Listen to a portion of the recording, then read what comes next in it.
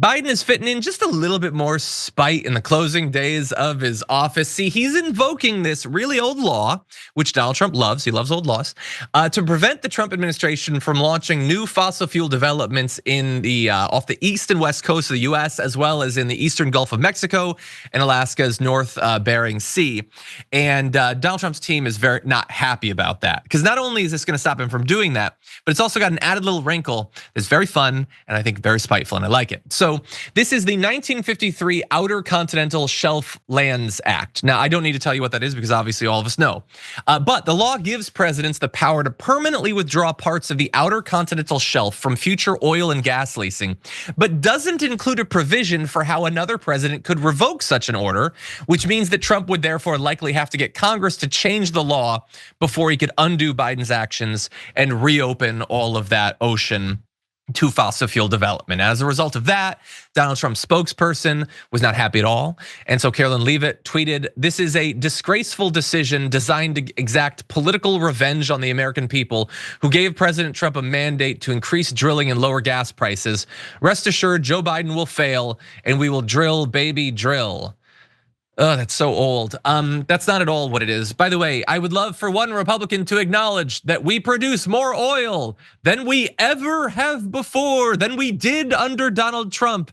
And doing a little bit more drilling will have exactly zero effect on gas prices because they don't just bundle it up and ship it to Americans. It goes into the international gas market. It is a drop in the ocean, like the leaks will be after they develop it for fossil fuel expansion. So anyway, we have that. We have a little bit of other good news, but what do you make? What do you make of that? Yeah, I mean, he's trying. I think it's good. But again, there's also like settled law of the land that I'm unclear, John, like what isn't settled. Like if Biden takes these places off the table for drilling and oil exploration, that's amazing, right? That's really important. Deeming places to be national parks, ergo safe from that as well. I think native populations around this country are also rejoicing at some of the moves that are being made. But again, like you saw with net neutrality, which just got overturned by a judge, like, again, how do we know that some astroturf case is not gonna come against in favor of a corporation like Chevron and be like, you know what? You taking this off of our ability, the table, it prevents us from making profit. So we've got a legal case against you. We're gonna bring it against some Trump or Bush appointed judge, and then you're gonna get to overturn it. Like it's like I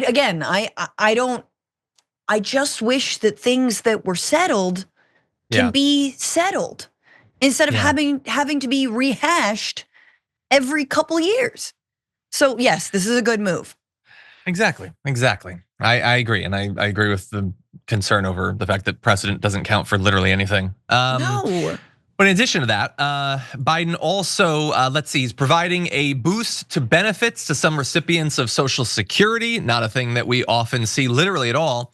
But there's basically a variety of different things that were intersecting with people's Social Security benefits if you were within one of several different groups and thereby limiting your benefits, and he is clearing out some of that. And so depending on which group you're a part of, there's increases in benefits. Some people will see about $360 on average per month. Others will see upwards of $700,000 or $700. That's for close on 500,000 people.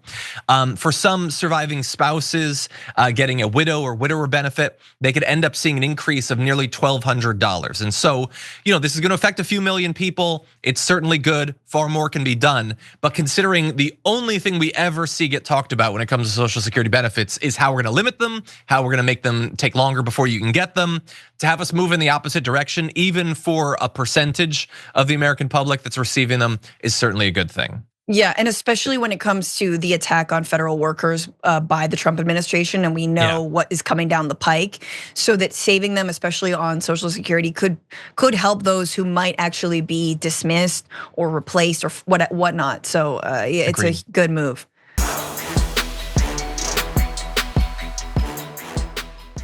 Thanks for watching our video. Did you know that you can support our show by becoming a subscriber? Just click the subscribe button and also ring the bell so that you get notifications when we're live or when we post new content.